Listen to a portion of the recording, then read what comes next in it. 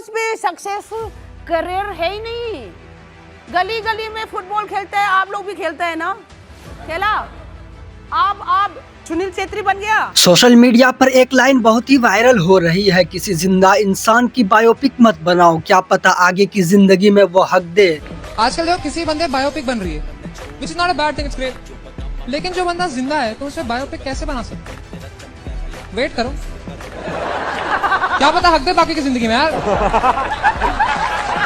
शायद किसी ने सपने में भी नहीं सोचा होगा कि ये लाइन भारत की सबसे बड़ी महिला बॉक्सर मैरी कॉम पर एक दिन इतनी सटीक बैठ जाएगी। हाल ही में आपकी अदालत के एक एपिसोड में मैरी कॉम ने अपनी पर्सनल लाइफ को लेकर जो बात कही के बाद आज वो सिर्फ एक स्पोर्ट्स आइकन नहीं रही बल्कि एक बड़े सोशल डिबेट का हिस्सा बन चुकी है। कहानी शुरू होती है साल 2000 से। मणिपुर की एक लड़की जिसके पास सपने थे लेकिन रिसोर्स नहीं थे, दिल्ली में नेशनल बॉक्सिंग कैंप, ट्रेन में सूटकेस चोरी, पासपोर्ट तक नहीं बचा, यही एंट्री होती है ऑनरल कॉम की। एक Delhi university student, north east student body के प्रेसिडेंट के मदद से दोस्ती हुई, दोस्ती से प्यार और 2005 में शादी। इसके बाद जो दिखा वो था एक परफेक्ट पार्टनरशिप। मेरी रिंग में मेडल जीतती रही और ऑनरल घर में बच्चे, ट्रेवल मैनेजमेंट संभालते रहे। खुद मैरी कॉम ने कई इंटरव्यू में कहा था, मेरे पति मेरे सबसे बड़ी ताकत है। 2014 में आई मैरी कॉम फिल्म में भी उसके पति का सेक्रीफाइस खुलकर दिखाया गया। 20 साल की शादी, 3 बच्चे और 2023 में एक क्विक डिवोर्स। कोई शोर नहीं, कोई कंट्रोवर्सी नहीं। लेकिन 2026 में जब मैरी कॉम ने पहली बार खुलकर बात की तब बवाल शुरू हुआ।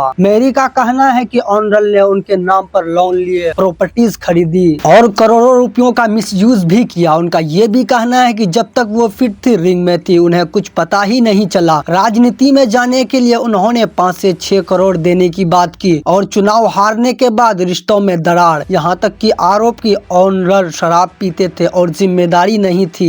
मसला सिर्फ आरोप का नहीं था, मसला था बोलने की तरीका का। कौन सा करियर था उसका? गली में फुटबॉल खेलता था, 1 रुपए नहीं कमाया, लड़का होकर लड़की की कमाई खा रहा था। कहा सक्सेसफुल करियर, कुछ भी सक्सेसफुल करियर है ही नहीं।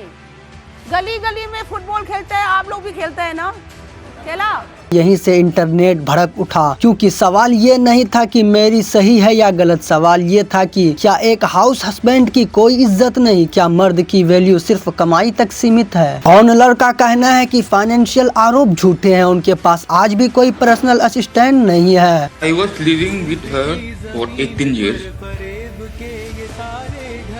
What am I having? अभी मेरा घर देखो।